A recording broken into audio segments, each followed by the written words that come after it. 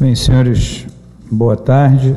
É um enorme prazer estarmos aqui reunidos em mais uma Sexta Consciência, essa nossa sessão de sexta-feira. E a nossa sessão de hoje é de responsabilidade do Grupo da Imagem, e essa sessão é coordenada pelo Dr. Cláudio Tinoco Mesquita, coordenador do Serviço de Medicina Nuclear, conhecido de todos nós, e o tema vai versar sobre os highlights da Sociedade de Medicina Nuclear e Imagem Molecular referente ao Congresso de 2017. Sem dúvida nenhuma, teremos muitas novidades que o Cláudio e o seu grupo vão apresentar. Eu, como sempre, nas sextas-feiras, eu aproveito para poder fazer a divulgação das nossas atividades da semana seguinte, e rapidamente eu quero passar a nossa programação da semana de 28/8 a 1º de setembro, e nós vamos começar as nossas atividades na terça-feira de meio-dia a 1h30, com a sessão clínica de ortopedia, com um tema que vai ser trauma de bacia exsanguinante, trazendo alguns temas referentes à nova vertente do pró-cardíaco, que é poder estar preparado para atender pacientes com trauma na sua unidade de emergência. Então, isso, sem dúvida nenhuma, é uma nova vocação que o hospital pretende incorporar, e para isso nós precisamos ter o nosso grupo treinado. O grupo de emergência já está todo treinado no ATLS, que é o Advanced Trauma Life Support, e que tem como objetivo capacitar o nosso corpo clínico da emergência no atendimento desses pacientes. E a sessão clínica de ortopedia também vai procurar abordar a questão do trauma de bacia, que é, sem dúvida nenhuma, talvez um dos quadros mais dramáticos da ortopedia, da traumatortopedia. A sessão clínica geral da semana que vem é um tema que, sem dúvida nenhuma, eu considero o maior desafio da sala de emergência, que é a síncope. A síncope, eu acho que a abordagem diagnóstica, a avaliação prognóstica e a abordagem terapêutica são, sem dúvida nenhuma, desafios, porque frequentemente estão correlacionados com quadros de morte súbita abortada, doenças muito graves, principalmente no paciente idoso, que é o nosso público aqui da emergência. E daqui uma semana, na nossa Sexta Consciência, a sessão vai ser da gastroenterologia, sob a coordenação do Dr. José Galvão Alves, que vai trazer o tema esteatose hepática, né? Quer dizer, esteatose hepática hoje é de uma prevalência enorme, e a gente precisa saber efetivamente o que a gente faz quando aparece um ultrassom no consultório, onde a esteatose é um dos diagnósticos. Eu, sem mais delongas, então, eu queria passar a coordenação da sessão para o Dr. Cláudio Tinoco, para que a gente possa dar continuidade. Obrigado a todos. Bem, boa tarde a todos. Obrigado. Gostaria de agradecer imensamente a oportunidade da gente apresentar as novidades do Congresso. Todo ano a gente faz isso, já é uma tradição, né, nessa época do ano a gente fazer. E esse ano, assim, o Congresso foi especial, né? Tive a oportunidade de ver muita novidade, muita coisa boa na área de oncologia, cardiologia, neuro. Difícil selecionar o que trazer. A gente fez aí um popurrí. Agradeço a todos que vieram debater aí. Meton, o Fábio está chegando, Paulo Dutra, Evandro, Tony Sérgio, Roberto Gil. E a gente teve uma alegria também muito grande nesse congresso. A gente foi premiado pela segunda vez como melhor trabalho, né? A Society of Nuclear Medicine, todo ano ela premia os trabalhos pelos países que participaram. Então, o melhor tema livre na Alemanha, o melhor tema livre da Inglaterra. A gente recebeu pela segunda vez o melhor tema livre do Brasil, né? Isso foi uma alegria bastante grande para a gente. Tinha trabalhos muito fortes aí de universidades famosas, né? Unicamp, da USP. A gente poder trazer esse prêmio aqui, né? Está aqui a Maria Marta, a Fernanda, parte aí do grupo que fez esse trabalho, receberam premiação. A gente vai poder mostrar esse trabalho também, que foi na área de embolia pulmonar. Bem, o congresso foi na cidade de Denver, né? Tive a oportunidade de conhecer, não conhecia, é no meio dos Estados Unidos, Colorado, né? Uma cidade muito agradável, bastante brasileiro na cidade, né? Todos receberam a gente muito bem, né? É numa área assim desértica dos Estados Unidos, Colorado, né? E tem assim como atração principal, a gente teve a oportunidade de visitar esse lugar que é um anfiteatro natural chamado Red Rocks, né? Um dos mais famosos locais para show no mundo, né?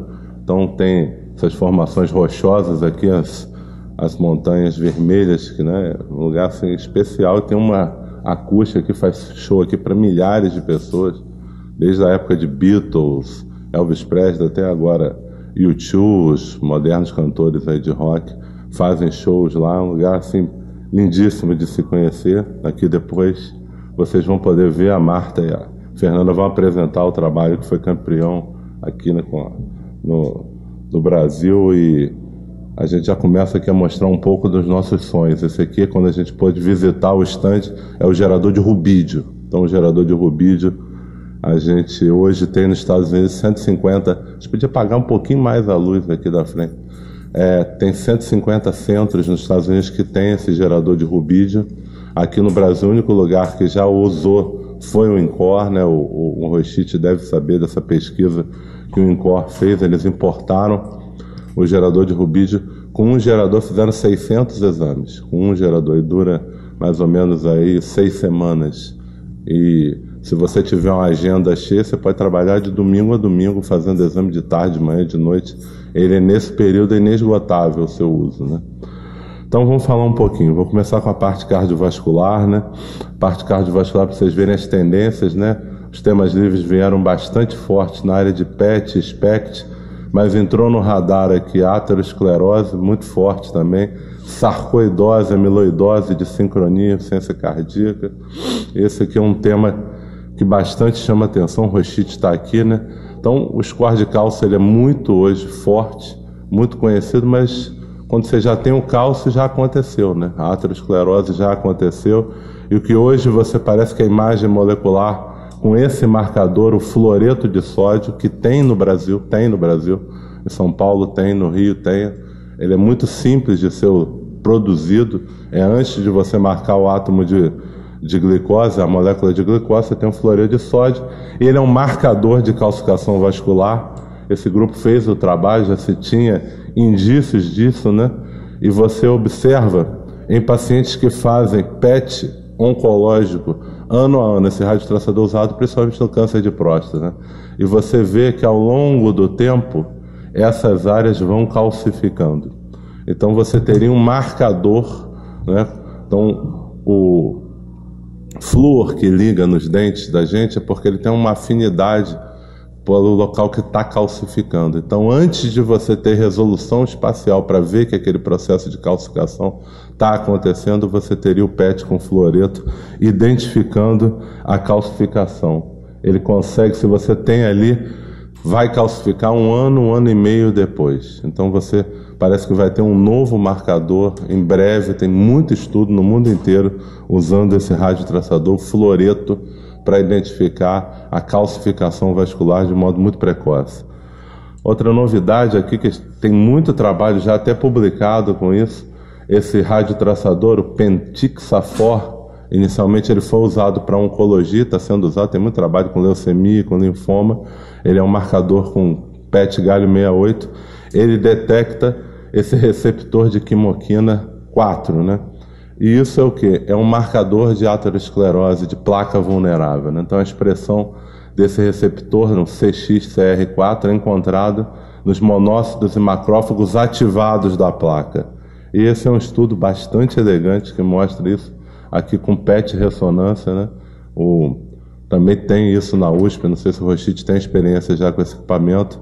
Você consegue detectar aqui a calcificação, principalmente do tipo 3, né, quando você tem um centro lipídico. Esse radiotraçador, o Pentixafor, capta ali. Então a conclusão é que o Pentixafor consegue identificar os segmentos arteriais e a placa vulnerável. Outra coisa que foi bastante interessante aí no ramo já da insuficiência cardíaca é o uso do MBG. Agora um grande trial clínico com vários autores do Japão. O Japão hoje tem estudado muito ciência cardíaca, é um problema no Japão, e eles tentaram criar um modelo clínico para predizer o paciente de alto risco com ciência cardíaca, né? Então, usando o MBG, que é um radiotraçador que capta nos receptores adrenérgicos cardíacos, eles conseguiram identificar um modelo superior ao BNP, classe funcional, fração de ejeção. Quando você adiciona o MBG no modelo, ele passa a ter essa curva ROC, com uma área debaixo da curva de quase 90% para predição de risco. Esse paciente ele deve ser encaminhado, então, que tenha o MBG alterado, para um Heart Failure Team. É um paciente de alto risco de morte. Você avalia hoje também o implante do desfibrilador precocemente e o suporte circulatório na medida apropriada. Então, a busca da placa vulnerável, isso aqui foi muito citado, mas já está publicado no JACC desse ano, de maio, né? A detecção da inflamação com o PET com galho docetato. Então, o Meton está aqui, Gil, né? A gente está usando o PET hoje com galho 68 aqui no Rio de Janeiro já para detectar o tumor neuroendócrino e a próstata. Mas esse receptor, né, de somatostatina, ele também é expresso na aterosclerose, na inflamação. Então os pesquisadores viram que olha só, Evandro, captação interessantíssima aqui. A área é muito focal, como ele não capta no coração, isso aqui é o FDG. O FDG capta no coração, atrapalha de você ver a coronária. Como ele capta só na placa inflamada, então qual é a visão translacional desse artigo? A utilidade do PET galho 68 para classificar o paciente para intervenção mais agressiva na aterosclerose, inclusive outras doenças cardiovasculares inflamatórias, você poder usar o PET com galho 68 docetato, né? Então hoje é toda uma busca aí. Quando a gente usa lutécio para tratar o tumor neuroendócrino, também você usa lutécio para estabilizar a placa de aterosclerose, como tem já estudo experimental mostrando. Aqui achei interessantíssimo isso aqui, Evandro. Hoje, na sala de hemodinâmica se busca melhorar as intervenções, né? Então, como vocês sabem, a intervenção guiada só pela anatomia, ela é inferior a quando você guia por dados funcionais, né? O FFR ganhou todo esse espaço, né, e tal. E cada vez mais você vai querer mexer na placa vulnerável. Então, na ponta desse catéter, ele tem um sensor de cintilografia. Ele detecta radiação e você consegue, puxando esse detector, ver a placa que está inflamada. Então você injeta FDG e capta glicose, né? A glicose capta em áreas de inflamação. Isso é uma novidade, já está praticamente entrando no FDA. A pesquisa inicial é mais antiga, agora estão fazendo os trials clínicos. Isso aqui eu achei interessantíssimo, né? A gente observa aqui, Rochite, Image Guided Interventions. Então você tem a imagem do cateterismo, então o cara faz várias projeções no cateterismo, você integra na sala e junta com a imagem ou da cintilografia do PET e diz para o hemodinamicista que é essa artéria que tem a lesão que está causando isquemia, né? Porque a gente sabe da dificuldade, às vezes, de correlacionar a área isquêmica com a área anatômica e cada vez mais a gente vai caminhar para a fusão dos métodos de imagem. Evandro gosta bastante desse tema, né, amiloidose. Então, amiloidose, saiu esse artigo aqui na Circulation, foi muito falado sobre esse artigo. Isso aqui é a revisão do grupo de Harvard, apresentou a Sharmila Dorbala, trabalha lá com Marcelo de Carli. Pena o Monteiro não está aqui, né? O diagnóstico sem biópsia da amiloidose. Então, quando você tem uma captação de pirofosfato dessa intensidade, 2 cruzes, né? A intensidade igual à do externo, você tem 100% de especificidade para ser amiloidose por transtiratina. 100%. 100%. E aí foi publicado esse algoritmo, está todo mundo usando, daqui a pouco vai sair em livro-texto, que é o algoritmo hoje para você investigar a amiloidose com a cintilografia, né? Então, ciência cardíaca, síncope, ecocardiograma ou ressonância que suspeita, você com a ressonância você não consegue dar o diagnóstico do tipo histológico. Você diz assim, tem amiloidose, mas você não sabe se é uma amiloidose primária, se é uma amiloidose por ATTR, que é totalmente diferente a investigação. Então, você faz a cintilografia, seja com DPD ou com pirofosfato.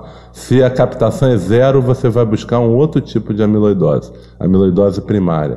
Se a captação é 1, você vai ver aqui a presença de proteína de Benson-Jones, de gamopatia monoclonal, está o Bruce aqui, vai pesquisar se tem uma gamopatia monoclonal, captação 2 ou 3, se não tem nada no sangue, você já vai partir para fenotipagem, para saber se é a forma familiar, a forma selvagem, que tem implicação também para a família e para o tratamento.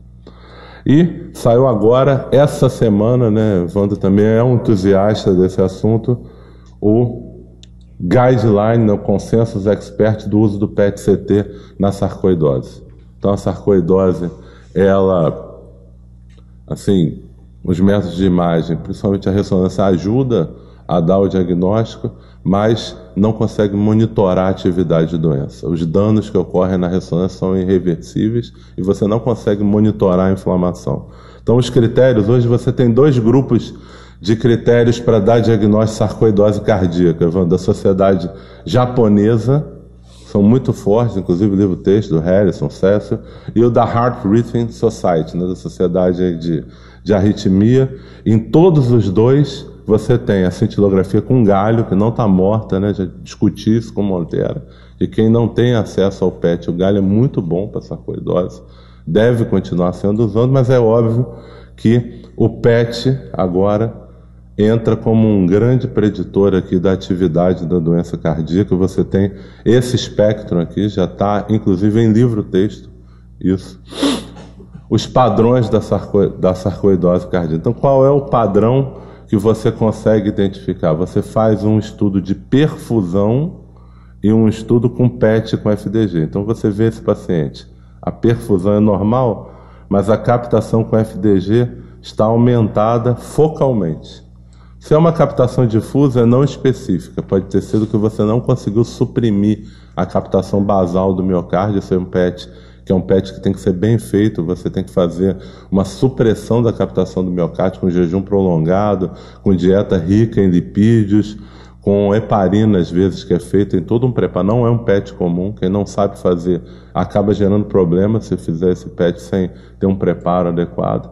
E a doença no começo é assim, tem uma captação de glicose, mas com a perfusão normal, e quando a doença vai evoluindo, a perfusão vai ficando alterada e a captação de glicose aumentada, ou seja, essa área perfunde mal e está inflamada, e você vai evoluindo até para uma hora quando o paciente deixa de ter atividade inflamatória de só a cicatriz, só a fibrose. Então tem todo um espectro hoje para sarcoidose, e o mais interessante, Evandro, é isso aqui, ó.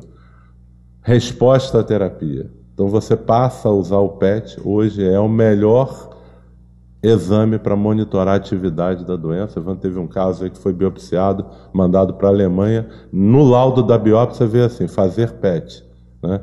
Então o patologista clínico, o patologista hoje, ele ajuda demais a gente a seguir o tratamento, como interpretar o exame. Então esse é um paciente que não teve resposta. Então o que acontece? Ele tem a captação aqui, a inflamação, depois do tratamento continua captando intensamente, de modo regional, o FDG, continua inflamado. Enquanto aqui, esse paciente tinha muita captação, inclusive a sarcoidose cardíaca e linfonodal, né, o padrão linfonodal, depois do tratamento desaparece tudo e deixa de captar no coração. Então, é hoje um grande marcador de doença. Então, vou dar uma parada agora, que aqui eu termino a parte cardiológica. Evandro, André, algum comentário aí, Antônio Sérgio, dessa parte para a gente falar a parte de oncologia. Evandro. Primeiro, que a medicina nuclear, ela se reinventou, né? Ela que estava morrendo como um método para avaliar a isquemia, né? Ela ressuscitou quando ela passou a ser imagem molecular. E a gente passou a ter vários radiotraçadores para cada uma das doenças. E o médico nuclear deixou de ser um fotógrafo, né? Daqueles que a gente tinha antigamente, né? Nos parques de diversão, na lambe-lambe, e passou a ser um indivíduo que agora cuida do doente. Porque para cada doença, Tá gravando. o médico nuclear tem que ser o quê? Um indivíduo que, junto com o cardiologista, possa escolher qual é o radioisótopo, como se faz o preparo do paciente e que informação isso tem. E o médico nuclear agora tem que usar o estetoscópio, internar no quarto terapêutico, para ler a história. Então, Cláudio, você está de parabéns, porque você está formando médico nuclear que são médicos, e não fotógrafo, que era no passado, qualquer um fazia pirofosfato, ou fazia a cintilografia com alguém fazendo teste de esforço, e o médico injetando e vendo as imagens se tinha isquemia ou não. A segunda coisa é que algumas doenças começaram a ter uma nova epidemia, como a estenose aórtica, que a gente não fazia o diagnóstico, e a epidemia existia. E agora a gente vive uma epidemia de amiloidose e de sarcoidose. Agora, para isso, precisa ter o quê? Tem que ter imagem. Felizmente, para a amiloidose, o velho pirofosfato, que é um radioisótopo simples, barato, e que nos ajuda muito. Qual é o problema no Rio de Janeiro? É que o grande centro de amiloidose no Rio de Janeiro é no Fundão. Então, quando eu tive um caso de amiloidose senil, e eu fiquei na dúvida onde tratar, né, cheguei até ligar para alguns centros, né, um deles do Einstein. Quem era o grupo que conhecia a amiloidose, e não tinha um centro de amiloidose. Hoje eu fiquei surpreso quando o Bacal falou que o Einstein abriu lá um centro multidisciplinar para amiloidose. E o grande centro multidisciplinar de amiloidose é no Fundão. E aí a gente tem aqui a Amanda, que é uma jovem que estuda amiloidose, e acho que a COI, né, o Roberto, tem que aproveitar isso, que é uma epidemia. E isso aí demanda novos tratamentos. Agora a gente está tratando a amiloidose, não é isso, Carlos? De várias maneiras, e tem que ter um centro integrado, e que o cardiologista é um grande gatekeeper. Né? E terceiro, Cláudio, é a sarcoidose. A sarcoidose é uma nova área da cardiologia. Então, embora a cardio-oncologia seja uma sensação, né, a outra área, que é um hot topic, é a cardiorreumatologia, que nós estamos muito atrasados. Ou seja, as drogas da reumatologia estão causando doença cardiovascular. Mas o mais interessante é que os pacientes reumatológicos estão morrendo de doença do coração, porque é inflamação. Então, e a sarcoidose é uma doença extremamente complexa, que a gente achava que não acontecia no idoso. Então, o primeiro caso que nós tivemos aqui, os colegas quase brigaram comigo porque eu queria fazer uma biópsia no paciente com insuficiência cardíaca, mas ele tinha um padrão clínico de arritmia ventricular no Holter e no ecocardiograma de fibrose, e quando a gente foi fazer a biópsia cardíaca, não veio nenhum granuloma não caseoso típico da sarcoidose. Mas aí o que vem do Charité? A expressão gênica era de sarcoidose. Olha só, em áreas que não tem cásio, o cardiomiócito expressa genes presentes na sarcoidose. E o camarada falava assim, faça o PET. Eu já tinha feito o PET tinha sido negativo. E aí o Jader foi brilhante quando reinterpretou esse PET, sabe, o Gite? E identificou isso. Eu tratei esse paciente, ele melhorou. Um homem de 86 anos de idade. Então isso é muito importante, não é? Que você está trazendo. A placa vulnerável ainda é uma Disneylândia, porque a gente não sabe o que a gente faz com essa placa, porque a gente não tem nenhum estudo que mande colocar estente nessa placa vulnerável para proteger de infarto. A gente não sabe ainda, mas a gente vê uma transformação. Então isso que eu vi o nascimento da Sociedade Norte-Americana de Placa Vulnerável, não é? Uma sociedade, os caras buscando. É interessante quando o americano começa a buscar ciência onde a gente não tinha nenhuma ciência. E hoje está aí uma série de radioisótopos. Você está de parabéns, Cláudio, você está ensinando os seus médicos nucleares a serem diferentes. Ele tem que interagir com a COI, não é? Cuidar do paciente, porque hoje todo mundo quer fazer o quê? Aonde é que ganha dinheiro com medicina nuclear? Com teragnose. Mas teragnose não é só fazer imagem. Você tem que cuidar do paciente. E por último, a transformação. A cardiologia está aprendendo com a oncologia que o laudo que o médico nuclear dá, assim como o médico da ressonância, tem que ser um laudo integrativo das informações. Então, o sujeito não pode dar hoje um diagnóstico de ressonância sem ver o eco e o eletro do paciente. Tem que ser como Rochite. E tem que juntar tudo, porque às vezes eu tenho uma miocardiopatia apical e que passa desapercebido no ecocardiograma, mas se o colega da ressonância vai lá e olha o eletrocardiograma, vai dizer assim, olha, aqui tem uma miocardiopatia apical, e aí eu vou buscar diferentes fenótipos. Então, parabéns, Cláudio, eu acho que é isso aí.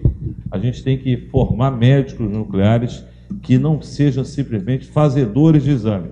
Esses estão com o futuro condenado pelo Watson, mas médicos nucleares que examinem o paciente, interajam com o cardiologista, porque muitas das vezes o cardiologista pede o exame errado, porque se você não faz um protocolo adequado de glicose, e eu já fiz isso com meus doentes, não sabia disso, se eu não tivesse o Cláudio do meu lado, que, embora a gente não tenha PET aqui, eu teria encaminhado para fazer um PET de forma errada, porque tem um protocolo de controle glicêmico nesse paciente crítico para o diagnóstico da sarcoidose binormal. E, obviamente, a integração clínica é fundamental, Roberto.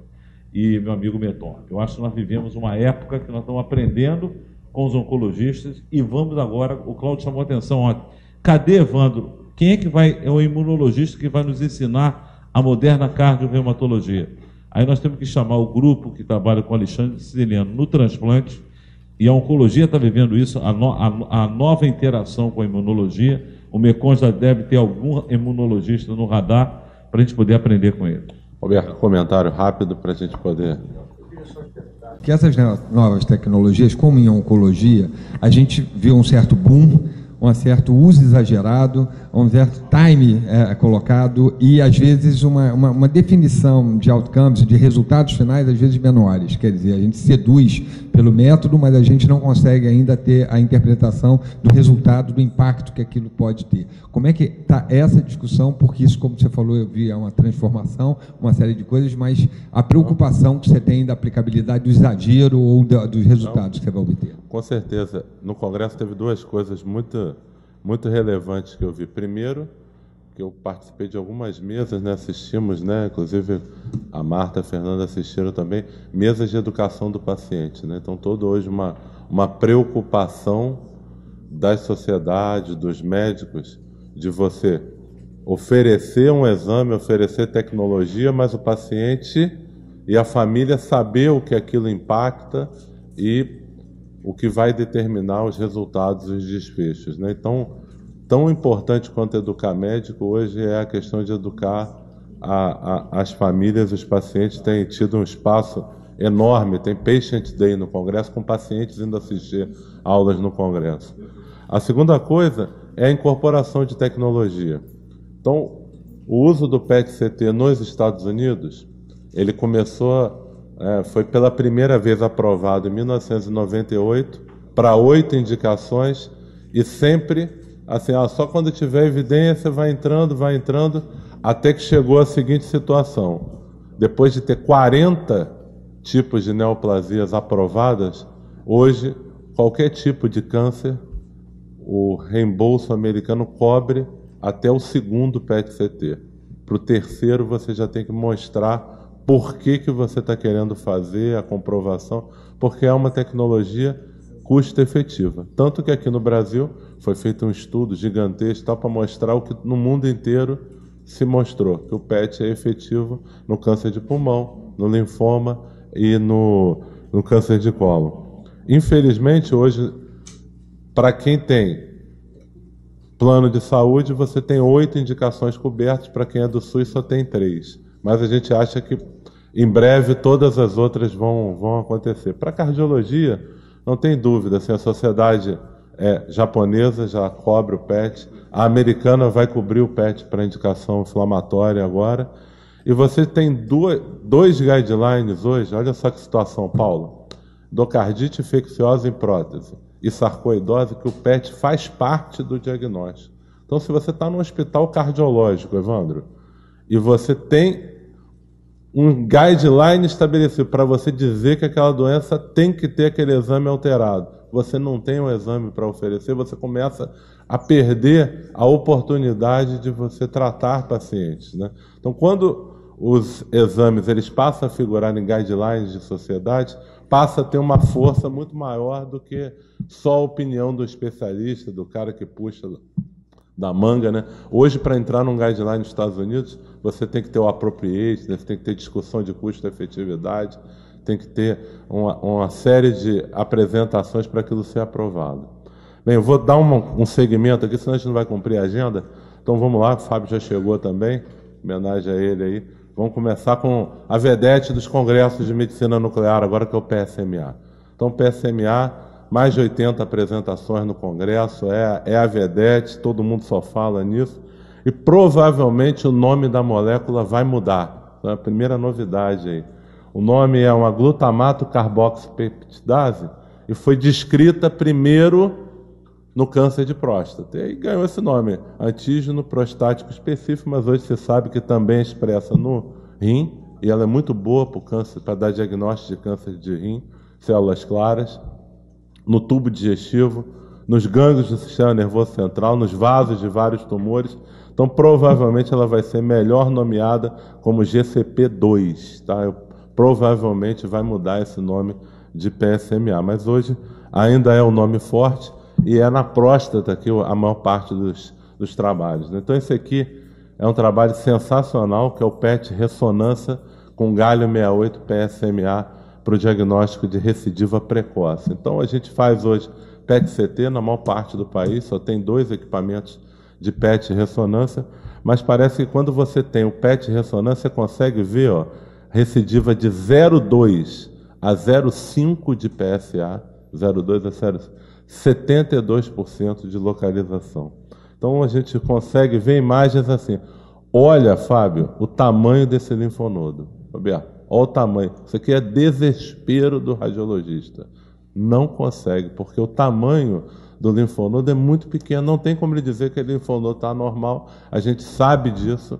O câncer de próstata, a ressonância, ela é incapaz de detectar recidiva precoce. O critério é estritamente anatômico, tamanho do linfonodo, e você vê um troço captando assim. Então, você consegue uma detecção muito precoce. Então, o PET ressonância melhora ainda mais a detecção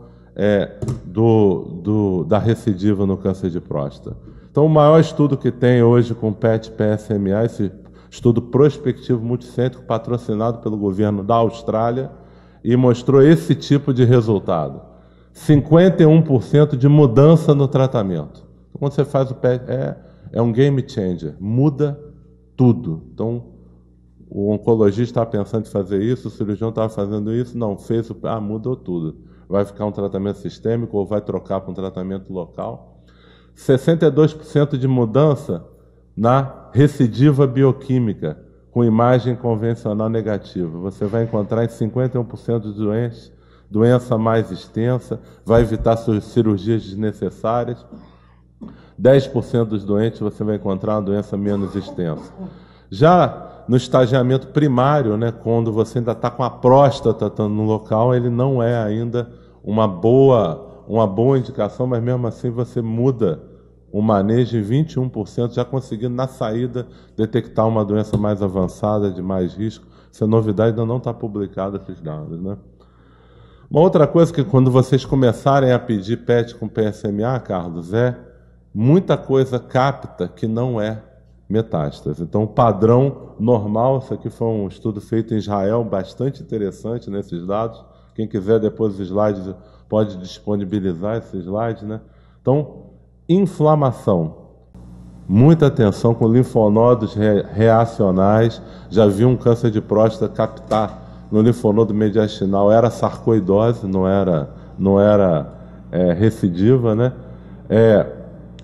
Você tem alterações inflamatórias e degenerativas, tem outros tumores, mas aqui, ó, muita atenção com o nódulo tiroidiano, a gente vai falar um pouco sobre isso também. Então, mesmo uma captação, quando é num local anormal, vai requerer uma comprovação histopatológica para você dizer que é o tumor. Isso aqui foi a novidade, né? Até mandei na época uns slides aqui para o Brasil, que eu achei bastante interessante.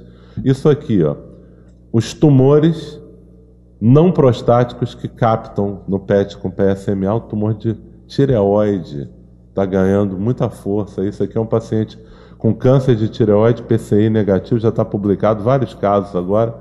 Você faz o iodo, não capta nada, faz o FDG, não capta nada e capta PSMA. Os nódulos captam PSMA, tudo com conformação histológica. Então o colega mostrou lá, da Universidade de London, né? Mostrou esse caso aqui, um PCI negativo, 50 anos, masculino, tireoglobulina 2.500, o doente está recidivado, ele está com tumor. Só que não capta iodo e não capta glicose. Aonde está esse tumor, né? E aí ele capta aqui, ó, caprichosamente aqui, quando ele vai explorar, é uma metástase vertebral óssea. A metástase óssea tem uma aqui também na bacia.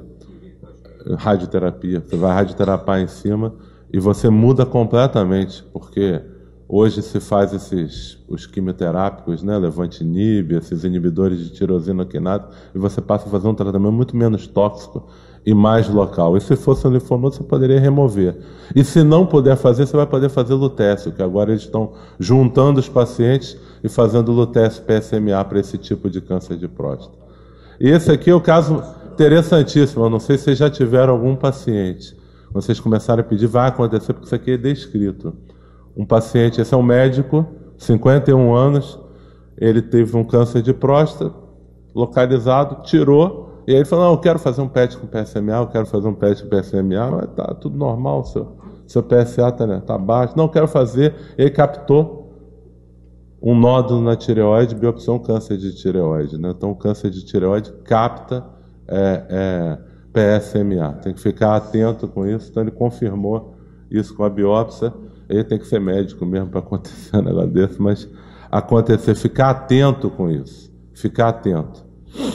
Aqui um outro trabalho que agora, ao invés de ligar o PSMA com galho 68, ligando com flúor 18. O flúor ele é muito mais interessante do ponto de vista físico e para a gente, porque aí é uma coisa física, né? A energia do pósitron dele, ela fica mais localizada, então você dispersa menos a imagem você vai conseguir ver com mais detalhamento e, o mais interessante, ele não é eliminado pela urina. Então, como ele não é eliminado pela urina, esse radiotraçador, você consegue estagiar melhor a doença no leito prostático. Hoje tem várias, como o galho 68 PSMA eliminado pela urina, tem gente que faz Lasix, tem gente que faz imagem precoce com 15 minutos, né? Mas com esse radiotraçador parece que você vai vencer esse problema da eliminação urinária. Aqui, mostrando que a terapia com PSMA já ganhou o mundo, né? Então, aqui no Brasil, provavelmente deve, no ano que vem, começar um estudo para esse tipo de tratamento. O Hospital de Barretos, inclusive lá em parceria com a UF, a gente foi lá em Brasília, participando da reunião com a Anvisa, esse radiotraçador PSMA ligado com lutécio. Isso aqui é o grupo da Índia, mostrando dados bastante interessantes, demonstrando casos de cura completa, né? Remissão completa do paciente que tinha um câncer de próstata assim, múltiplas metástases, vai tratando, desaparecimento aí do total da doença, né? Coisa que a gente nem acredita, porque são doentes fora de possibilidade de tratamento que entram nesses trials, né? E aqui já vi alguns pacientes aqui do Rio de Janeiro irem na Alemanha fazer esse tratamento, que é o lugar do mundo que tem mais experiência, né? Então, o grupo da Alemanha mostrou isso, do Hospital de Bonn. Como é que é a resposta, né? Então, o paciente ele recebe o primeiro tratamento, você vê, a maioria dos pacientes eles têm uma redução do PSA, 56% dos doentes têm uma queda de mais de 50% do PSA, 66% têm um declínio, e aqui uma informação importante, né? 93% dos pacientes que respondem no primeiro ciclo, eles vão continuar respondendo com as doses posteriores, vai caindo mais, e 29% dos pacientes que não respondem ao primeiro podem responder nos próximos ciclos. Então, mostrando que você nunca deve parar com um só antes de dizer que aquele paciente falhou o tratamento, né? Então, esses são os ensinamentos que a gente recebeu lá sobre o PSMA. Vou falar tudo e no final a gente abre para o debate, né? Câncer de tireoide, a pena que a Diana não está aqui, mas tem os colegas aí da oncologia, né? O guideline da ATA foi muito criticado, por causa disso aqui. Olha só, Gil, você faz um guideline que alta qualidade de evidência, você só tem 4% das recomendações. Maioria moderada qualidade de evidência e low quality of evidence, weak recommendation. 31% de todas as evidências do guideline. Então, o guideline da ATA, apesar dos endócrinos, da comunidade médica agarrar ele com as unhas e mudar, não, agora não vai fazer iodo, agora vai fazer isso, agora vai fazer isso, ele ainda é muito frágil. É muito frágil, você não tem estudos fortes, é muito ainda opinião de especialista, mas é o que hoje tem se usado, né? E o uso do iodo radioativo ainda está bastante presente, né? Apesar das críticas, não, paciente de baixíssimo risco, né, que não vale fazer, ainda 80% ou mais dos pacientes ainda recebem iodo radioativo, e a gente vai agora abrir o quarto terapêutico, né? Acabamos de receber essa semana a licença para começar a terapia do câncer de tireoide aqui no Procardíaco. Em breve a gente vai fazer aqui uma sessão para mostrar a vocês como que a gente planeja o protocolo do hospital. E o principal estudo que mudou, né, a visão do paciente de baixo risco, o estudo Estimabil, publicado no New England de 2012, também tem sofrido muita crítica por causa disso aqui. O endpoint do estudo é uma tireoglobulina menor do que 1 nanograma. Só que no pós-operatório do estudo, você já tinha de 37% a 59% dos doentes já com endpoint alcançado. Então, como é que você vai testar um tratamento em pacientes que já têm um desfecho alcançado, né? Então, muita crítica nesse estudo, porque pegou uma população de baixíssimo risco. Então, as inferências aí com relação ao câncer de tireoide têm sido bastante questionadas, se deve se mudar tudo que já se fazia na medicina baseado em estudos ainda pequenos, né? Tumor neuroendócrino, que é a parte final aí que eu vou apresentar para vocês, o tumor neuroendócrino, esse foi o melhor algoritmo que foi apresentado pelo Dr. Wagner, que é o autor principal do estudo da sandostatina lá, né? O estudo é PROMID, né? Ele apresentou lá essa sessão e botou esse algoritmo, né? O paciente com tumor bem diferenciado, está assintomático, você observa ele em tratamento, se está progredindo, tratamento sistêmico se disseminado, se é pancreático, aqui você começa com os quimioterápicos, a gente está até com um paciente falhou a PRRT, né, que é o lutécio, enquanto os tumores não pancreáticos, aí principalmente os tumores de intestino, o PRRT cresceu, né, o lutécio, principalmente com o estudo NETTER, tem ganhado aí um papel bastante interessante, né? O que você faz para melhorar a resposta ao tratamento com lutécio? Então, você pode melhorar o fármaco que você vai usar, melhorar a exposição do receptor e melhorar o tipo de radiação que você dá. Olha que interessante isso aqui. Então, você está tentando melhorar o fármaco. Então, existe hoje o antagonista. Então, esse antagonista, o JR11, olha só, esse paciente tem um tumor neuroendócrino com lutécio normal e tem essa captação. Já com um antagonista, outras metástases que não captaram passam a captar. Então você vai ligar o lutécio não a um agonista do receptor de somatostatina, mas a um antagonista. Vários estudos, principalmente na Alemanha, estão acontecendo sobre mudar o fármaco. Ao invés de ser o dotatato, você botar um antagonista. A segunda coisa é você fazer o upregulation da superfície tumoral. Então você viu que um quimioterápico, que é bem conhecido de vocês, ele aumenta a exposição, ele é um sensibilizador, aumenta a exposição do receptor de somatostatina.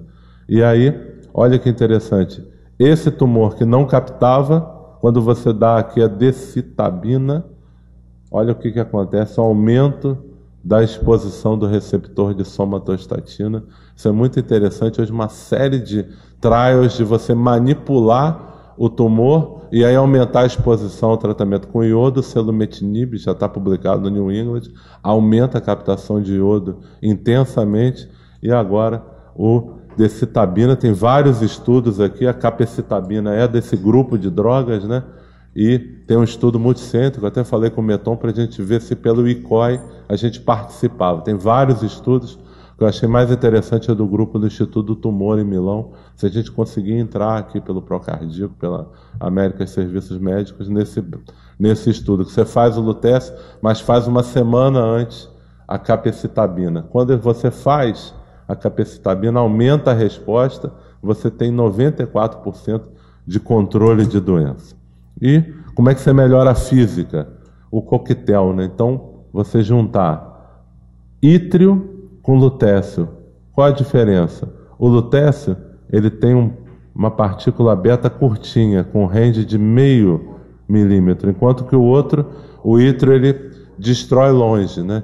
Então, você consegue destruir as células da periferia e as mais profundas com a combinação. E já tem um estudo clínico publicado, quando você associou ítrio dotatato com lutécio dotatato, você teve uma resposta superior a só o lutécio, e isso parece que vai surgir aí como uma opção bastante interessante, né? Aumenta o custo, porque o ítrio é bem mais caro, mas pode ser que dê resultados mais favoráveis, né? Aí que está a apresentação, daqui a pouco a gente vai chamar a Fernanda aí para apresentar esse trabalho. Vou abrir aqui então para os comentários, vamos chamar os nossos debatedores, Gil, Fábio, Meton, Carlos, qual a impressão aí de vocês com relação a esses aspectos? A gente tem que aprender não só a parte clínica, mas aí os conceitos de imagem, medicina nuclear também a gente tem que estar bem atualizado, porque o cuidado ao paciente oncológico é multidisciplinar, né? Então a gente tem que acompanhar essas tecnologias, né? E eu estava conversando aqui com o Fábio, né, que a gente começava sempre com monoterapia, depois vai com poliquimioterapia, né? E eu acho que a medicina nuclear também está indo aí, né? Começa com o agente, agora começar a associar também dentro desse contexto, né? Mas eu vou, na verdade, eu acho excelente, eu acho que tem várias atualizações. Uma primeira pergunta, acho que o Gil já fez na sessão anterior, que é exatamente aquele comentário do boom de novidades e qual é o momento certo de incorporar, né, as tecnologias. E aí, como você fazer uma pergunta para você, aí depois deixar os colegas comentarem, em relação ao estudo NETA que você citou, que é sempre uma dúvida para a gente, se a gente aquela discussão de seguir exatamente o protocolo como foi descrito, né? E aí no estudo o paciente que vinha em uso de sandostatin lá, ele passava para o tratamento e o braço controle era a dobrar a dose da sandostatin, né? E a gente teve alguns casos na prática o paciente não estava usando a sandostatin lá, né? E a gente queria passar direto para o tratamento. Saiu alguma coisa de discussão em relação a isso, alguma adaptação, assim, para a gente trazer isso do ponto de vista de prática clínica, né? Como é que a gente incorpora isso? Aí depois você comentar, acho que o Fábio, o Gil e o Carlos vão também fazer seus comentários. Tá, ok. A sua pergunta é ótima. Então, o Netter, ele criou um modelo para estudar a doença e conseguiu, realmente, foi aprovado nos Estados Unidos, começa agora, está um boom, todo mundo se preparando para fazer lutécio, o congresso era só isso, palestra atrás de palestra de lutécio, né? Repetidas até. Tanta gente interessada, né? E, inclusive, se criando clínicas de terapia de medicina nuclear. Você já tem um rádio, agora o lutécio e provavelmente o PSMA também em breve vai ser usado. E as pessoas criando clínicas para terapia, né? A Stanford criou, tal paciente vem, fica lá como faz quimioterapia, né? Fica na cadeira, recebe os cuidados de radioproteção e vai embora, né? Muita gente já fazendo isso. Como um one-day clinic, né? O paciente fica ali algumas horas e vai embora. A legislação dos Estados Unidos é diferente da legislação brasileira com relação à radioproteção. Lá, para você internar um paciente, é exceção. Você tem que fazer uma dose assim, muito alta, ou o paciente tem muito risco clínico. Já na Europa, tem lugar que para você fazer 5 miliquiri para fazer hipertiroidite, tem que internar o paciente. Na Alemanha, assim. Na Itália, assim. Então, cada país tem a sua regulação do ponto de vista de proteção radiológica. Hoje, o começo da terapia com lutécio foi na Universidade de Roterdã. Então, a Universidade de Roterdã, eles usam o lutécio em duas situações. Uma é essa, que foi estudada pelo protocolo do estudo NETER, progressão a despeito do uso do análogo de somatostatina. O outro é doença, high burden of disease. Então, eles consideram que o paciente que tenha muita carga de doença, mais de 25% do leito hepático acometido, múltiplas metástases ósseas, você esperar esse doente progredir, você pode ter uma complicação grave desse tratamento, então eles já partem. Porque o tratamento com análogo de somatostatina, você mantém o paciente de 8 a 12 meses estável, mas a taxa que fica muito tempo é 17%, 20% dos doentes que ficam 2, 3 anos estabilizados. Então, eles têm essas duas indicações. Na prática, a gente tem seguido assim, o paciente tem muita doença, a gente propõe logo o tratamento direto. Às vezes acontece, opera, o paciente já tem o fígado todo tomado, metade no crânio, não sei o que, vamos começar para ver se vai progredir. Difícil até você dizer se está progredindo, porque é tanta lesão. Qual a lesão que você vai seguir para dizer que aumentou, apareceu outra? Faz a ressonância num lugar, o cara dá um laudo que viu uma coisa, vai na outra e diz que não. É diferente de uma doença mais localizada. Mas a maioria dos doentes que a gente tem feito aqui, tanto no PRO quanto lá no Américas, são pacientes que tiveram progressão depois do uso do análogo, né? E também pacientes que, a despeito do uso do análogo, estão tendo muito sintoma. Também é uma indicação. Eu não mostrei, eu tive que escolher os slides, né? O Lutece melhora muito a qualidade de vida do paciente, diminui o número de episódios de diarreia, melhora o bem-estar, faz com que o paciente ganhe peso. Tem um paciente aqui da gente que ganhou, sei lá, uns 20 quilos, 25 quilos, que os pacientes se esvaem, né, de complicações de diarreia. E agora tem esse novo medicamento, não sei se já vai chegar no Brasil, né, foi muito falado lá, o inibidor da síntese da serotonina, né, o telotristat, né, que também daria um alívio para o paciente. Você poderia então guardar o Lutece para um momento posterior. Então são essas assim as indicações que a gente vê e que tem trabalhado. Beleza. Deixa eu só fazer um comentário. Depois. Fico feliz pelo convite, Cláudio. Obrigado. E vejo que a medicina nuclear está saindo realmente da história do diagnóstico para a parte terapêutica. Mas no que fala em câncer de próstata, eu sou dedicado, você sabe, à oncologia urológica. O advento do PET com PSMA fez a gente compreender um pouco mais a doença.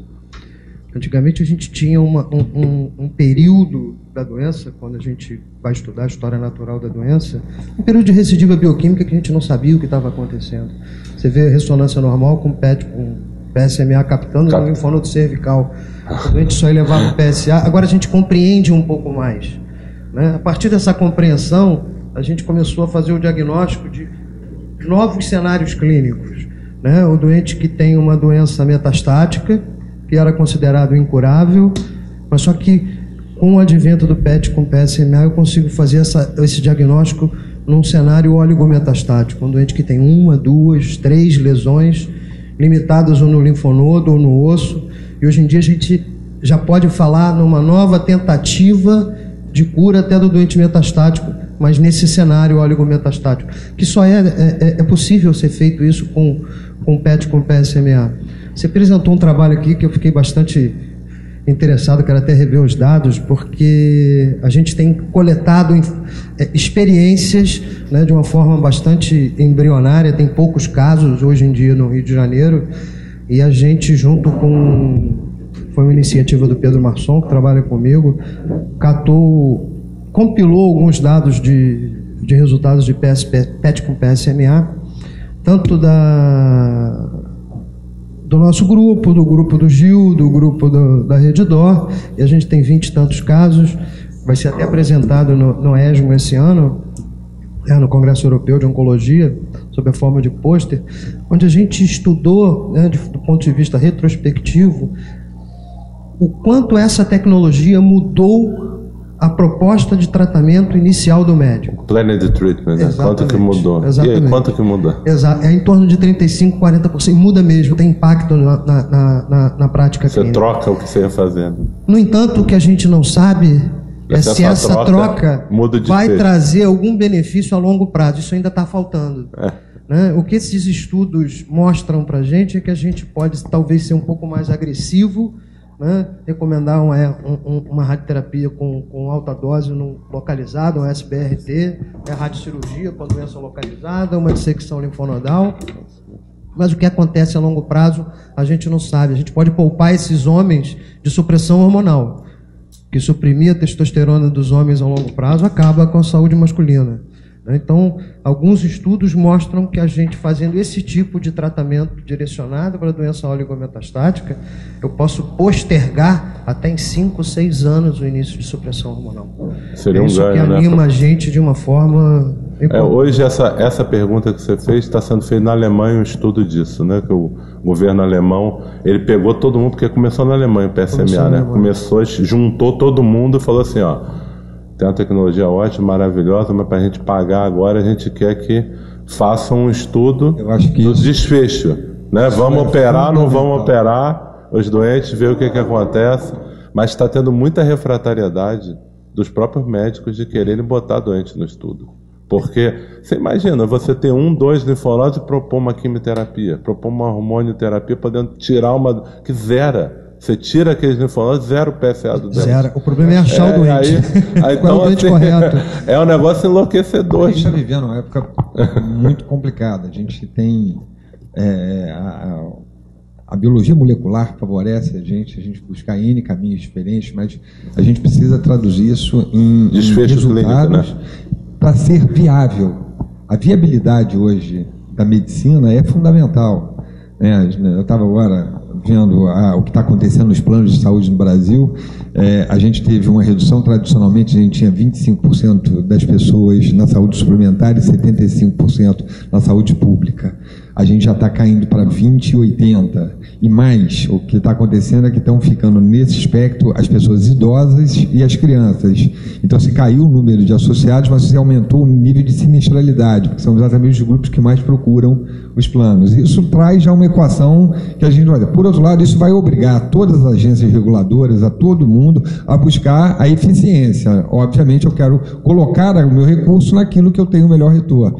E a gente vai vendo a dificuldade que você pegou o Guidelines de Neuroendócrino, a gente participou agora, foi elaborado, foi apresentado aqui. A gente tem um número de opções, como a gente fala, assim, muito grande. Uma patologia que a gente até então tinha uma droga que a gente tratava, de repente, abre-se um universo enorme. E aí você vê que nunca é uma assim, olha, a sequência é essa, é isso ou isso, é aquilo ou aquilo. E aí entra eu acho que isso leva a gente a um outro exercício. A gente não pode mais trabalhar sozinho. Eu acho que hoje você tem que sentar todo mundo. Hoje eu estava no grupo de fígado do INCA e eu estava vendo o cirurgião perguntando para o radiologista, eu opero ou não opero? E você acha que eu estou ali e tal?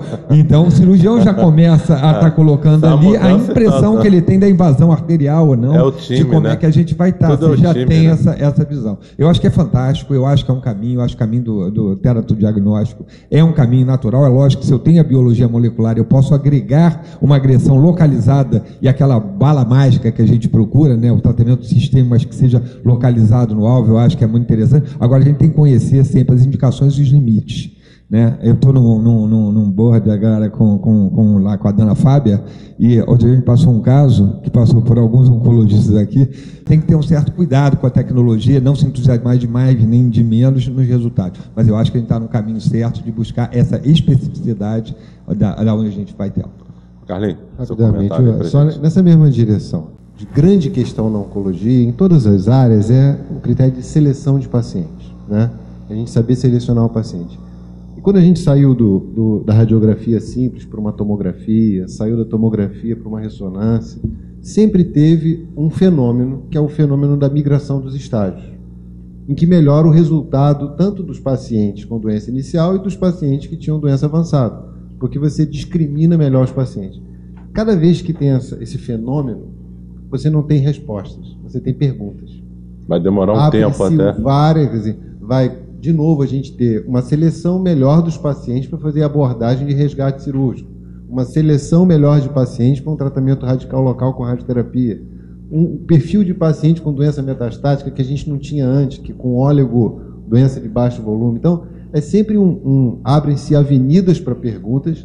E aí eu acho interessante o seguinte, quando a gente olha o guideline da ATA e critica, a razão da crítica somos nós. Porque a gente tem uma tendência, o Meton falou aqui, o Néter. E agora? A gente usa em primeira linha? Ele não foi desenhado para isso, mas as pessoas já estão usando. E aí surgem recomendações. E aí, de repente, a gente recomenda uma conduta com baixo nível de evidência, porque não tem um estudo fase 3 que afira o desfecho. Então, é um desafio para a gente. Quando a gente olha todas as sociedades que se posicionaram com relação à escolha, o choose wisely, a gente vê que a adesão está baixa. Por quê? Porque também a gente tem um viés de assumir que uma conduta pode ser melhor do que a outra numa fase inicial da maturidade da intervenção. Então, assim, a gente vai ter que fazer muito esse exercício e se organizar muito para poder gerar resposta a essas perguntas que estão se abrindo agora. Há pouco tempo eu cheguei a comentar contigo que também teve um caso de um PSMA positivo, fora do leito prostático, que assim, a gente ficou na dúvida, entrou com o robô, biopsiou, não era nada. Então o paciente precisou de 2 inovações para poder gerar uma informação e voltar a fazer aquilo que era a conduta que inicialmente se pensou que era só irradiar o paciente. Então, tem muita... Eu já vi também o seguinte, captar no linfonodo, ir para a cirurgia, aí o linfonodo dá nada, aí repete o PET e o linfonodo continua lá. O cirurgião tirou o linfonodo errado. Então a imagem do ano, que eu também não deu tempo de eu colocar aqui, é o dupla marcação. Então você tem agora um PSMA que emite um positron e ele emite a fluoresceína. Então o cirurgião bota o óculos, entra no campo cirúrgico, pum, o linfonodo acende assim, ele vai ali e tira. Esse ganhou o prêmio da imagem do ano, a dupla marcação com PSMA. Então você tem que ajudar também o cirurgião a encontrar. Porque se encontrar um negócio de 2 milímetros dentro de uma pelve com sangue, aí é complicado. E a questão do falso positivo, né? Que pra gente é muito importante. Tem que conhecer. Eu recebi um paciente para uma segunda opinião, paciente familiar em outro estado. Fernanda. Era um melanoma em face com sentinela negativo e o PET captou um nódulo pulmonar, né? E já estava com a cirurgia marcada, né? E aí aqui a gente repetiu a tomografia e o nódulo sumiu. Era inflamatório. E a paciente depois foi, realmente, eu estava gripada na época do exame, né? Então, a gente também tem que ter muito cuidado com o falso positivo. Ela lá já está com a agenda cirúrgica já marcado para fazer o procedimento. Interessante, que aprendizado. Bem, gente, para a gente andar agora, a gente vai fazer 2 apresentações, tanto a residente Marta quanto a residente Fernanda acompanharam a gente no congresso, e eu pedi para elas apresentarem aqui 2 temas que são de importância para todos, né? A Fernanda vai apresentar a embolia pulmonar, que é um tema bastante relevante, como em todas as especialidades, né? Oncologia, cardiologia, pneumologia, clínica, cirurgia. E depois a Marta vai fechar também com os aspectos da tireoide, né? A tireoide tem um papel muito grande na oncologia, tem um papel grande na medicina nuclear, para fechar e a gente poder terminar a sessão aí dentro do horário. Fernanda. Olá, boa tarde. Eu queria primeiro agradecer aqui o Dr. Cláudio e toda a equipe de medicina nuclear pelo suporte que eu e a Marta recebemos para poder fazer a pesquisa e tudo. Enfim. Eu vou voltar um pouco para a parte de diagnóstico, depois a Marta recupera a parte de teragnose na medicina nuclear. Começar com um caso clínico. Paciente FP de 89 anos, masculino, aposentado, 1,85 m, 90 kg, IMC de 26,2, branco. O paciente ele interna com uma dor atípica precordial, de difícil caracterização, sem irradiação. A dor ela era constante, mas tinha momentos de piora e melhora, e estava com uma delta-T de 1 hora. E ele não tinha dispneia. HPP dele ele tinha uma neoplasia de reto tratada em 2006, fez TEP em 2006, TVP em 2006 e 2009. E aí, primeira coisa que faz com o paciente que está com suspeita de TEP é estratificar esse paciente, saber qual é o risco que ele tem. Primeiro, o score de Wells, eu acho que é o mais usado, né, em todo lugar. Esse paciente ele tinha um risco intermediário. Pelo critério de Genebra, ele também tinha um risco intermediário. E aí, o laboratório dele ele tinha troponina negativa, dedímero positivo. E a radiografia de tórax dele não tinha nenhum sinal que chamasse atenção. No eco, ele tinha uma cardiopatia hipertensiva, mas com função sistólica preservada, movimento paradoxal do septo interventricular por um distúrbio de condução e uma disfunção diastólica leve do ventrículo esquerdo e leve hipertensão pulmonar. Foi feito o Doppler venoso de membros inferiores. Ele realmente tinha sinais de trombose subaguda e crônica. E aí foi feito a cintilografia, né? Na verdade, é um SPECT-CT. Esse paciente, ele claramente tinha defeitos em cunha, com padrão vascular. Esse exame, ele é claramente positivo, né? Lobo superior, segmento apical anterior e insular inferior. No pulmão direito, lobo superior, segmento anterior, lobo médio e segmento medial, sendo todos defeitos mismatch. A primeira coisa que, né, recuperando aqui os critérios, é saber indicar bem o exame, porque a sensibilidade de qualquer exame depende do grupo que a gente está estudando. E aí eu aproveito para falar um pouco sobre o trabalho que a gente apresentou. A gente pegou 30 pacientes aqui do procardíaco, comparou as imagens planares com o SPECT-CT, que é o aparelho que a gente tem aqui, para mostrar a evolução da medicina nuclear, né? E claramente não tem mais assim, motivo para usar a planar, porque o SPECT-CT, a gente vai discutir, ele é muito superior para localizar, para quantificar, e aí é como a gente ajuda melhor. Justamente por isso, talvez por algum momento na história, a cintilografia para TEP tenha sido um pouco deixada de lado. A gente tinha um método de laudo que deixava dúvidas e não sustentava as condutas clínicas. A gente precisava de laudos mais conclusivos. E aí, claro que tem alternativas na medicina, uma tomografia, que é um excelente método, tem uma sensibilidade, uma especificidade ótimas. É um método que define o tratamento, né, define a conduta, mas ele também tem as suas críticas, né, como a quantidade de radiação local, relação de risco para o rim e alergia do contraste. E uma coisa que o Dr. Evandro fala muito aqui, o Dr. André também, que é o overtreatment, né? Então, isso já está sendo discutido em relação ao overtreatment na parte de TEP. Quando que vale a pena a gente colocar os nossos vovôs de 80 anos com um anticoagulante, né? Então, acompanhando a evolução da medicina, a gente aqui na medicina nuclear também mudou, inclusive a nossa maneira de laudar.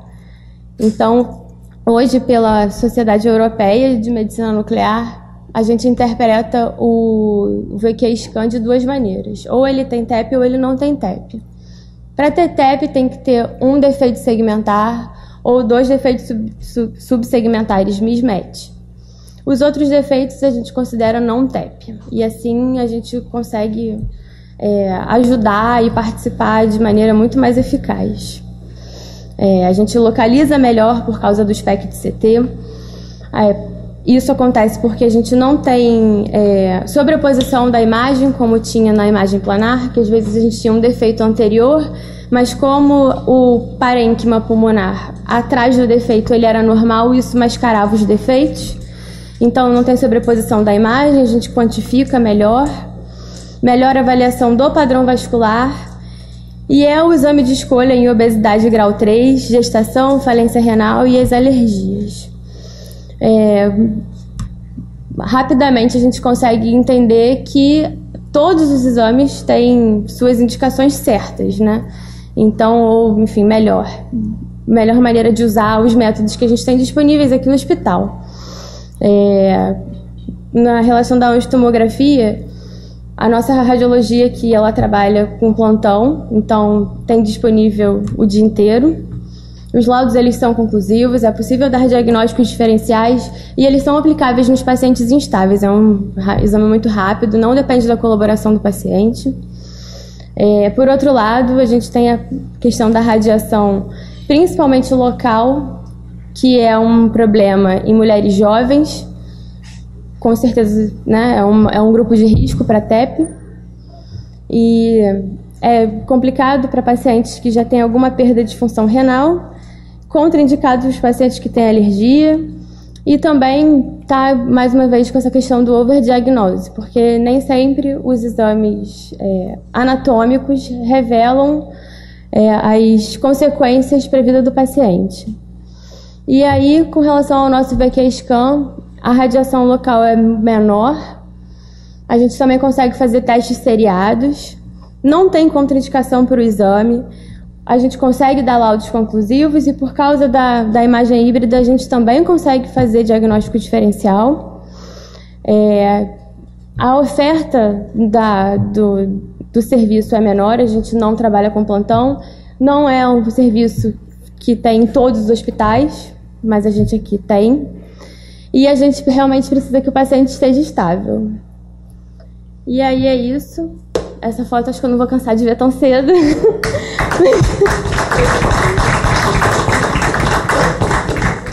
A pergunta do Gil aqui é sobre o custo. Então, o SPECT-CT, ele não agrega um custo significativo para o exame, inclusive ele nem é reembolsado, né, o CT do SPECT-CT, porque ele é um CT de baixa dose para localização. Só que em algumas doenças ele acrescenta muito, né? Então, quando você fez um SPECT-CT mesmo de baixa dose com um parênquima pulmonar normal, você ganha uma informação muito grande. Hoje, quem tem à disposição, só de você fazer o SPECT já ganha muito, e a gente faz SPECT desde o primeiro paciente aqui do PRO. A gente está, esse ano, fechando 15 anos, né, de funcionamento, são 15 anos que a gente vai comemorar, e nesses 15 anos a gente deve ter feito uns 30 mil exames. Desde o primeiro a gente fez SPECT para várias condições. A cintilografia pulmonar tem sido essa experiência. A gente fica muito feliz de ter sido recebida de modo tão positivo no Congresso americano. Queria ouvir também o André, a opinião que ele tem sobre a tecnologia. André também é um crítico muito grande da embolia subsegmentar, do overdiagnosis e das novas metas. E aí, André, como é que é esse novo cenário? Bom, primeiro, parabéns, né? Eu acho que, mais uma vez, Cláudio, você mostra a sua liderança e não só assistencialmente o seu trabalho, mas mais do que isso, na formação do seu grupo. Eu acho que as meninas estão de parabéns aí por todo o trabalho desenvolvido, pelo prêmio que receberam. Especificamente em relação a sua pergunta, que é a questão do overdiagnose, eu acho que a embolia pulmonar talvez seja o grande modelo, o grande protótipo do overdiagnose, e isso começou a ser levantado por volta do início dos anos 2000, final perto de 2009, 2010, quando sai um artigo no Archives of Internal Medicine mostrando um aumento da prevalência da embolia pulmonar, que praticamente dobra a sua prevalência de 1986 para o início dos anos 2000. Sai de mais ou menos 62 para cada 100 mil habitantes e pula para 112 para cada 100 mil habitantes. Isso coincide com a disseminação da angiotomografia e na realidade a gente se coloca frente a uma situação que, apesar do aumento da prevalência, não houve uma redução da mortalidade, e é o que se espera quando você consegue intervir numa doença que tem um aumento da prevalência, de se esperar que você possa ter uma redução da mortalidade. Então, sempre que existe uma curva onde você aumenta a prevalência e mantém a mortalidade, seja em que doença for, essa é uma curva que expressa o overdiagnose. E mais do que isso, como a gente, além de não ter uma melhora da mortalidade, a gente teve um aumento do sangramento, porque esses pacientes passaram a ser anticoagulados. Além do overdiagnose, a gente tinha também o overtreatment, e aí a gente tinha como consequência houve um aumento de aproximadamente 70% de sangramento, que sai de aproximadamente 3,2% para alguma coisa ali em torno de 5%, 6%, e aí deixou a sociedade médica toda de cabelo em pé, falando onde é que a gente está indo, a ponto de os principais centros hoje questionam a necessidade do tratamento da embolia pulmonar subsegmentar, principalmente naqueles pacientes que não têm sintomas, e isso se constitui um achado. No paciente com sintoma é um outro grupo de pacientes, mas é que com frequência isso passou a ser muito frequentemente um achado, especificamente no subsegmentar. Em relação ao SPECT, eu acho que o que a gente precisa entender é o que ele agrega ao que a gente já tem, do ponto de vista de diagnóstico. Eu tenho um slide que eu normalmente apresento, que é justamente o que a gente ganha de sensibilidade e de especificidade, que são duas características operacionais que estão vinculadas ao método e não à população. Então, quando a gente, na verdade, avalia isso, a gente precisa saber dentro, isso é bayesiano, dependendo da nossa probabilidade, qual é o tipo de exame que a gente precisa, com que acurácia, para nos jogar dentro de uma faixa que nos autorize o tratamento ou a exclusão do diagnóstico. E aí é que a gente precisa saber qual é o verdadeiro espaço do SPECT frente ao mundo da própria cintilografia ou da angiotomografia, que são, teoricamente, os dois exames que são mais realizados. Eu acho, Cláudio, que a gente ainda faz, apesar da grande evolução, a gente ainda tem pouca suspeita clínica, que é o grande desafio da embolia pulmonar. Essa é que é a grande questão. A multiplicidade de apresentações clínicas da embolia pulmonar, e você chamou atenção na sessão de quarta-feira, que 1 a cada 6 síncopes que chegam em unidade de emergência podem ser secundárias a um quadro de tromboembolismo pulmonar maciço, e a gente precisa olhar isso com outros olhos, que é justamente o outro lado da moeda. Se a gente começa a achar diagnóstico em quem não vai morrer disso, ou em quem não vai evoluir com hipertensão pulmonar, a gente provavelmente pode estar deixando passar o diagnóstico de embolia pulmonar, principalmente dos casos mais graves, ou daquelas situações clínicas onde a gente sabe que existe uma prevalência de associação de doenças grande. Tem um trabalho brasileiro do Luiz Cláudio Corrêa, da Bahia, que estudando um grupo lá do hospital dele, do Aliança, não sei, em Salvador, mostra que aproximadamente 12% dos doentes submetidos à investigação, 12% dos pacientes admitidos com insuficiência cardíaca tinham um diagnóstico de embolia pulmonar, e isso faz toda a diferença. E a outra coisa é a gente poder lembrar qual é a efetividade de um exame, e aí eu vou me reportar ao caso que você mostrou, que esse paciente, na verdade, ele já deveria vir anticoagulado, porque ele tinha câncer, tinha 2 episódios de tromboembolismo venoso, ele já devia ser anticoagulado, e a grande vantagem aqui é o que o Evandro de vez em quando brincava comigo, que é o seguinte: todo doente com embolia pulmonar devia ter uma cintilografia de saída do hospital, o que eu particularmente não concordo, para poder ser a carteira de identidade do pulmão dele, porque aí, quando ele fizesse um outro quadro, a gente poderia comparar, porque aí a única intervenção efetiva nesse doente seria a colocação de um filtro de veia cava, que é o que poderia trazer algum tipo de benefício para ele. Desculpa me estender aí, mas o assunto mexe comigo. Obrigado. Tofeldman, um comentário de 1 minuto, porque a gente está quase com o horário estourado, a Marta vai apresentar. Parabéns demais a vocês. Estão apresentando com tanta sabedoria todos esses problemas. E a única observação que eu não tenho a fazer é que há 40 ou 50 anos atrás, todos os pacientes na Santa Casa que morriam iam para a autópsia. Todos. 17% deles tinham embolia pulmonar, que não havia sido feito diagnóstico na ocasião, com os meus colegas mais brilhantes naquela ocasião, inclusive o professor Magalhães Gomes, não tinham feito. Isso sempre foi muito discutido. E no mais abaixa a suspeição. É isso mesmo, é isso que acontece. Obrigado, Tofeldman. Vamos então aproveitar agora para a gente fechar a sessão. A Marta vai apresentar uma coisa bastante interessante, né, que a gente viu. Eu considerei uma das melhores aulas do Congresso sobre tireoide, e a Marta vai fazer uma revisão para a gente desse tema tão importante, tão caro para a medicina nuclear. Foi uma aula de hipertireoidismo realizada pelo Dr. Mark Tulchinski. Vou começar com uma breve introdução que ele fez, que é a diferenciação do hipertireoidismo pela tireotoxicose. O hipertireoidismo, ele também é conhecido como uma tireoide hiperativa.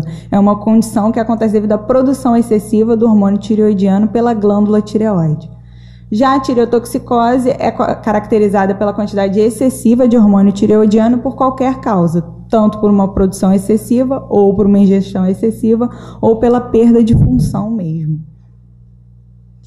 Quando realizar a cintilografia de tireoide, a gente pode realizar em um nódulo de tireoide ou um bócio multinodular quando os níveis de TSH eles estão abaixo do limite inferior de referência, ou quando ele tem um tecido ectópico ou em suspeita de bócio mergulhante. E em regiões também em deficiência de iodo, para excluir a autonomia de algum nódulo tireoidiano ou bócio multinodular, mesmo quando os níveis de TSH estão no limite inferior da normalidade. E também independente do nível de TSH para avaliação da elegibilidade da terapia com radioiodo. De acordo com a recomendação número 1 da ATA, que é uma recomendação forte, a gente tem que determinar a etiologia da tireotoxicose. E se o diagnóstico ele não é definido clinicamente ou por uma avaliação bioquímica inicial, outros testes diagnósticos devem ser indicados, que é medir o TRAB, a captação de iodo radioativo e uma ultrassonografia com medida do fluxo sanguíneo. O iodo 123 e o pertecnetato, que a gente usa para fazer imagem, devem ser realizados quando a clínica sugere um bócio multinodular tóxico ou um nódulo autônomo tóxico. E a captação da tireoide ela é útil para diferenciar o hipertireoidismo de outras causas de tireotoxicose, como a tireoidite e a tireotoxicose factícia, e para o cálculo da atividade do iodo 131 para administração em pacientes que vão realizar terapia, tanto para o hipertireoidismo ou uma terapia ablativa. A diferenciação na imagem. A gente pode realizar a imagem tanto com pertecnetato, com iodo 131 ou iodo 123. O pertecnetato é uma imagem realizada 30 minutos após a administração. E ela demonstra a captação. Ela demonstra, então, a função do SYMporter de sódio e iodeto, que é um indicador sensível de função da célula folicular. Já o iodo 131, ele demonstra tanto a captação quanto a organificação, assim como o iodo 123. A imagem do 131 é um pouco pior, né? Mas ele é mais usado devido ao baixo custo dele. Esse daqui é justamente uma imagem do iodo 131 e uma imagem com um pertecnetato, mostrando a captação elevada. A gente fez a medida aqui, mostrou uma captação elevada. E agora eu vou falar um pouquinho do tratamento. As opções de tratamento são tanto as medicações, que são as terapias de drogas antitireoidianas, a cirurgia e o tratamento com o iodo 131, que ele é feito na doença de Graves, tanto com ou sem oftalmopatia, no adenoma tóxico, no bócio multinodular tóxico, na tireoidite intermitente recorrente e na tireotoxicose por amiodarona. Ela não é possível, o tratamento com iodo não é possível na tireoidite de Kervan, pós-parto, tireoidite esporádica, outras causas também, a tireoidite Hashimoto em fase destrutiva, porque a captação ela está severamente reduzida, porque o SYMporter ele não está funcionante. Esse daqui é um slide mostrando a radiosensibilidade em relação ao iodo. A gente pode ver que a doença de Graves ela é mais radiosensível para terapia, e a doença de Plummer é menos radiosensível. Estou falando um pouco rápido por causa do tempo. Esse foi um artigo da JAMA que saiu mostrando o segmento, né, na verdade, o desfecho do câncer, a mortalidade em relação ao tratamento do hipertireoidismo. E chegou à conclusão que o iodo 131 é seguro no tratamento do hipertireoidismo e não teve um aumento do risco de mortalidade. Agora, na abordagem da doença de Graves, sabe-se que é feita, as drogas antitireoidianas podem ser ou não associadas ao beta-bloqueador, são realizadas por 1 a 2 anos, depois a gente para essa terapia para a gente checar se teve remissão da doença. Se não houve remissão ou recorrência após uma pequena remissão, é indicado o tratamento com iodo ou a cirurgia. E atualmente é preconizado o hipotireoidismo após a iodoterapia, que mostrou uma vantagem em relação à mortalidade. Como mostrou esse estudo aqui, que foi uma comparação da mortalidade, né, em relação às drogas antitireoidianas e o radioiodo. A mortalidade ela foi maior quando fez o tratamento com drogas antitireoidianas e após o radioiodo, mas quando o tratamento não atingiu o hipotireoidismo. Então, a mortalidade ela reduziu quando o hipotireoidismo pós-terapia com radioiodo ele foi conseguido, foi induzido. Deixa eu fazer só um comentário aqui. Isso é uma das coisas mais importantes que eu acho da apresentação. A doença de Graves aumenta a mortalidade, principalmente cardiovascular. O objetivo é você induzir hipotireoidismo. Você dá uma dose para destruir a glândula.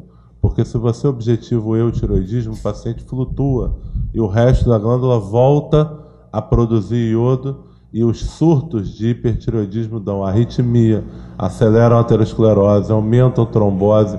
Então isso é uma mudança de conceito. Antigamente a gente usava doses baixas visando tentar deixar o doente eutireoideu.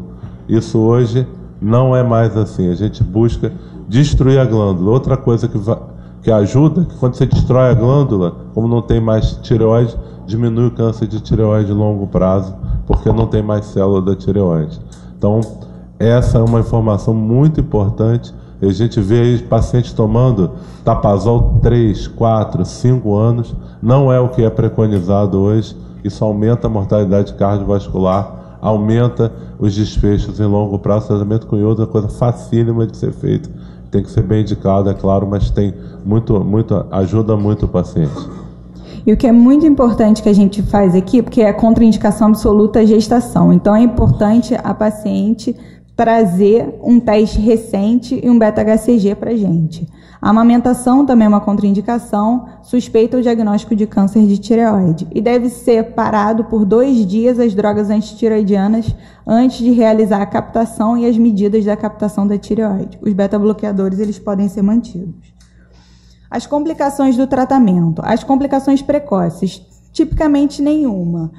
1 a cada 40 pacientes eles apresentam dor no pescoço, dor de garganta, pode ter em 1% uma exacerbação da tireotoxicose e 0,3% tempestade tireoidiana, mas que com o pré-tratamento com droga antitireoidiana esse risco diminui. De complicação tardia, a ageusia é importante estimular a hidratação, cialoadenite ou xerostomia, que é raro, hipoparatireoidismo muito raro, e não temos evidências de malformações, mas a gente sempre diz para os pacientes evitar gestação por 6 a 12 meses. E também não tem evidências do aumento da incidência de malignidade. Vou dar uma passada rápida. Esse é o nódulo solitário autônomo. Ele é ideal para o tratamento com iodo 131, porque o tecido normal está suprimido e protegido. Usualmente é uma média de dose de 10 mCi, é esperado o hipotireoidismo em 91% dos pacientes em 6 meses. 7% pode necessitar de mais de uma dose e o hipotireoidismo é incomum. Já no bócio multinodular tóxico, ele é mais resistente ao tratamento com iodo 131, a dose é maior que a dose usada em Graves, mas alguns fatores eles alteram, que é o peso da glândula e a captação. Isso vai variando de acordo com paciente para paciente. E o hipotireoidismo é menos comum também seguido do tratamento. Bom, e como conclusão que a gente pode chegar é que pode ser realizado um estímulo com TSH com o intuito de aumentar a avidez da tireoide e a captação posterior tratamento. A oftalmopatia de Graves ela pode ser prevenida pré-tratamento se a gente remover os fatores de risco, se a gente tratar com as drogas antitireoidianas, e sabe-se que quanto maior o TRAB e a inflamação, maior o risco. Então, a gente tem que suprimir a resposta autoimune. E na oftalmopatia de Graves, ela também pode ser prevenida pós terapia com radioiodo, com prednisona por 3 meses em pacientes com oftalmopatia moderada. Já em pacientes com moderada severa, não pode ser realizada a terapia com radioiodo. Sabe-se que a terapia é segura e efetiva em pacientes com hipertireoidismo, incluindo a doença de Graves, o bócio multinodular tóxico e outros. E tem menor mortalidade que as drogas antitireoidianas. E ela também a oftalmopatia de Graves, ela tem prevenção, como eu já disse, e é efetivo e seguro para reduzir o tamanho do bócio tóxico e o bócio mergulhante. E pode necessitar de estímulo da captação com radioiodo. É isso. Estamos com o avançado da hora. Agradeço a todos, uma boa tarde, bom fim de semana.